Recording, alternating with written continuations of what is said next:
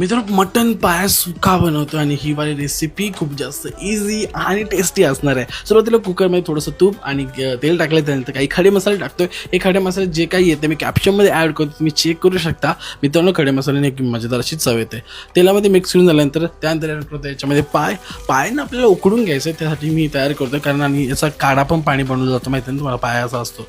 मित्रांनो, याच्यामध्ये टाकून थोडीशी हळद, धने जिरा पावडर, थोडासा याच्यामध्ये गरम मसाला ॲड करतो. ते सगळे मसाले ॲड करून मिक्स करून घेतोय. मसाला ॲड केल्यानंतर त्याच्यामध्ये पाणी टाकतो. जेवढं हवं तेवढं पाणी तुम्ही ॲड करा. तुम्हाला जेवढा काढा पाहिजे असेल तर काढ्यासाठी पण ॲड करा. कुकरच्या आपल्याला जवळजवळ 4 ते 5 शिट्ट्या घ्यायच्यात, जेणेकरून पाय प्रॉपर शिजले पाहिजेत. अशा प्रकारे मला वाटतं मी 4 शिट्ट्या घेतल्या. 4 शिट्ट्यामध्ये इनफ झालं माझे पाय. तुम्ही एकदा चेक करू शकता. माझे पाय मी आणलेले पाय.